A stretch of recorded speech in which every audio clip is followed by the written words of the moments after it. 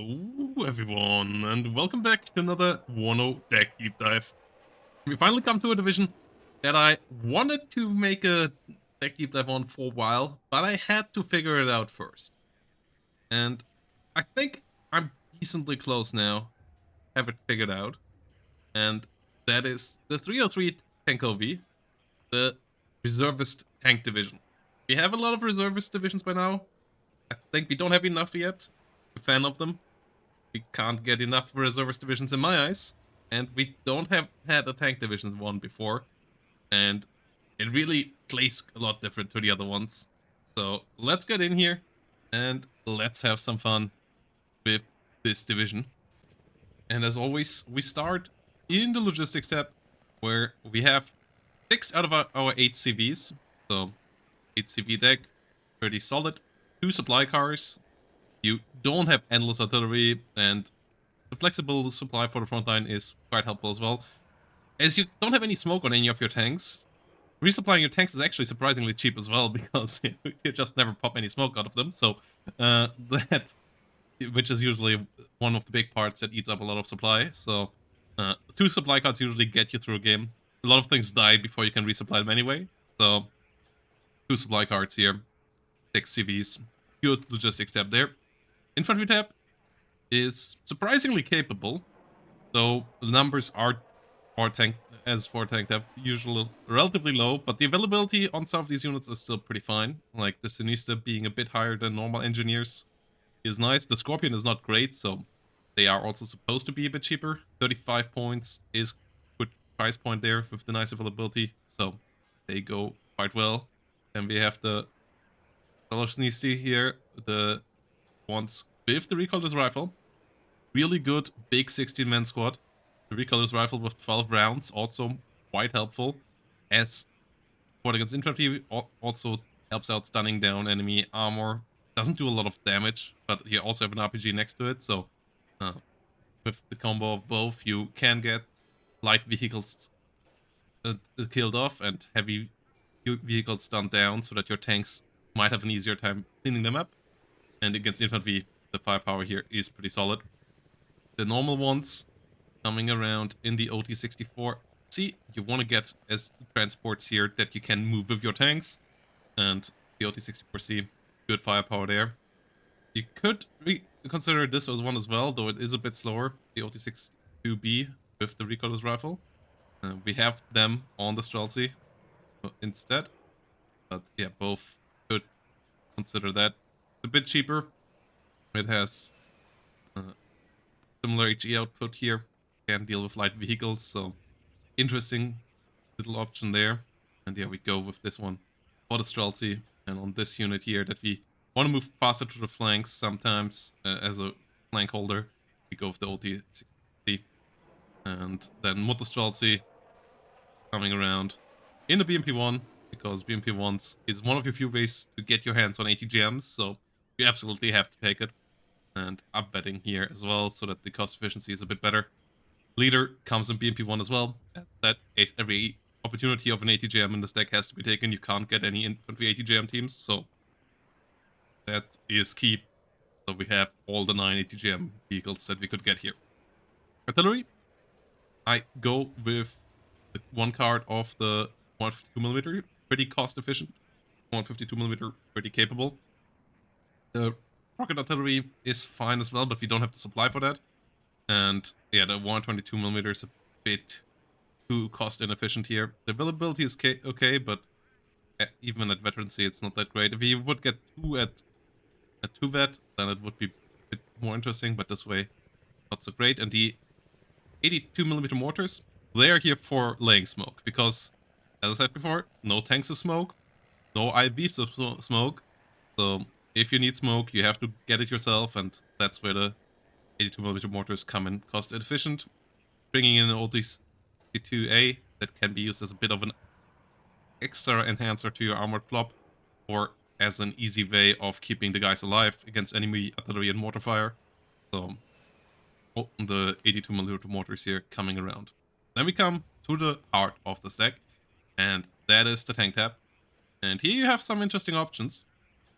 And the key unit in this deck in my eyes is the SD-100. 45 points. This is a pretty cost-efficient little vehicle. Great rate of fire.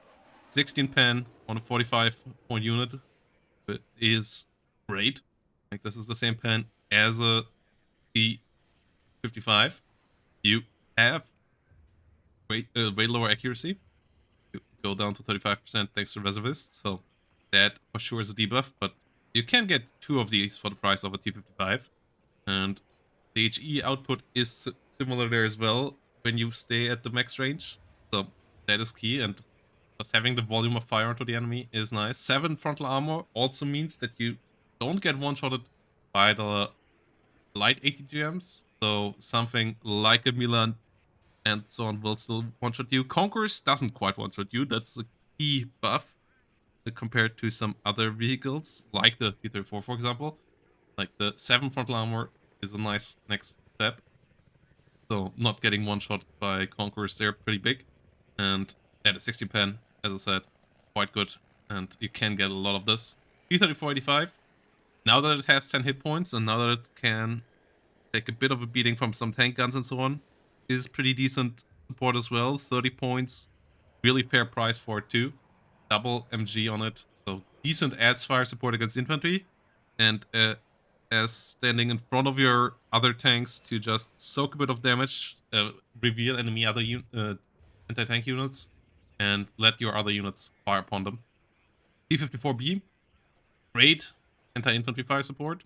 Has heat rounds, so can deal damage to all tanks at the 1925 meter range, where the other tanks like the T-34 and the SD-100 might need to push a bit further on. They at least can start stunning down the enemy here. And yeah, the anti-infantry firepower is nice. Being able to survive a Milan 2 frontally is nice as well. And 65 points, they're still pretty cheap. Go with the veterancy to increase the accuracy and rate of fire, and all of this a bit as well. Yeah, then you get some decent firepower out of this. And the T-72 E2 is your unit that actually can kill enemy tanks, can kill enemy IVs quickly as well. And the unit that you usually want to keep behind your T-34-85 wave, so that the enemy reveals himself before they come around. Maybe is in a reloading process and lets your T-72s shoot first, and then they are pretty cost efficient here as well. Then we come to your only ATGM option here, with the Malyutkas. And those are key as well. To protect flanks against enemy pushes where the enemy might push with IVs and might be able to kill your tanks off from distance and so on. And just also being able to stun down the enemy from behind your tank plop a bit as well. Cheap, cost-efficient GMs. We go with one vet here as well for the accuracy, for the aim time, for the rate of fire. But in general, both units here pretty key. You want to get many ATGM units into the deck as possible. Recon tab. You have the T-34-85 Recon. Pushing with the tank tab to give it a bit better optics, to reveal enemy ATGM positions and so on, and start firing upon them. Exceptional optics vehicle. Doesn't want to move directly with the tank plop, but wants to move next to it to help out spotting as well. Then we have the dirt cheap 8 availability, 15-point Recon that actually has an RPG. Great for the flank, can deal with light vehicles, and it just gives you very good optics for the cheapest points possible. 15 points there for an infantry unit. Can hide and spot for you just as normal Recon can. And then we have the fighting capable, the Recon infantry capable of fighting with the double MG here. That can take a fight with normal Recon infantry and win quite often. The G7VM deals with light vehicles as well, so the mod push Nitsi here doing a pretty good job too. Just coming in a normal V3S has OT 810 with a light MG, not really worth it with the good optics. AA, we absolutely have to take the Krug. We still upvetted for the slightly better accuracy, which with range scaling actually becomes really important there as well. Yesterka has your mobile anti-air, pretty key as well. 30mm teams can be nice to just push into enemy infantry positions, really good there too. Can push towards enemy ATGM helicopters as well without being shot by them, so that's pretty key too. Then we have the Strela. It's just as another potential for anti-helicopter. You could consider going double 30mm teams actually. That's an option. Taking veterancy here on Bellas, but I feel like man-pets that can enter buildings sometimes still have a nice value against helicopters, so go with that one instead. So the 30mm here with great range against helicopter and decent fire output against infantry on the ground. Pretty solid for 35 points as well. Helicopters, we only take one card with the big 130mm rockets that have good range. Really helpful to deal with enemy ATGMs and enemy infantry positions.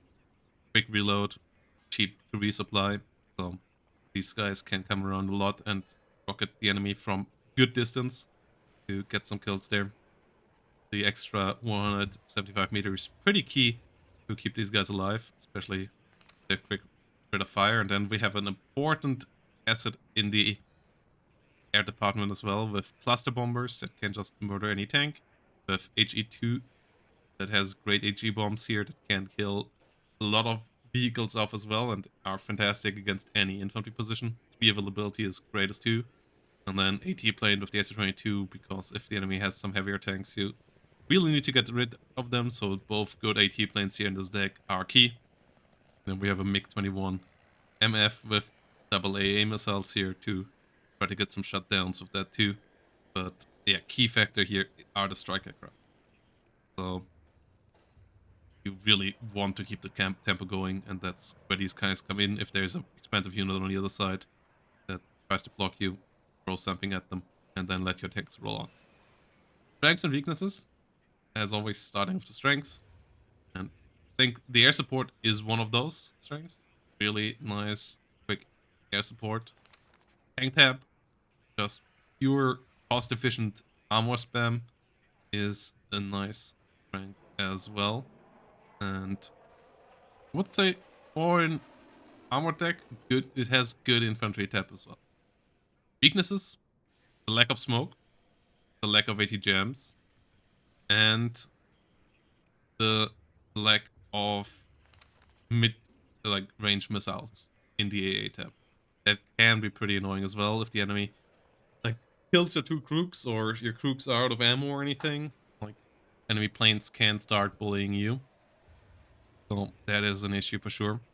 Outside of that, as I said, this is a pretty fun deck. You have to get the ball rolling from the get-go. You can spam with follow-ups, so as long as you keep trading, you often will win, but you have to really focus on not allowing the enemies any positions that can shut you down from the sides, because if they can't do that, you're cooked. Like, you're absolutely cooked if the enemy can take a good and build up a nice defensive line, then you will never get in there again.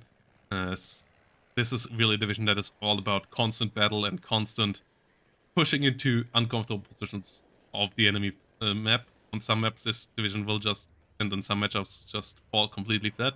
Others, it will be really, really strong in my eyes. And I'm surprised we haven't seen it more in League as a counter pick. Never picked this first pick in the tournament game. But I feel like as a counter pick, this has some nice potential. And yeah, let me know down below how 303 has been treating you guys. And see you all in the next one. Bye-bye, and have a great day.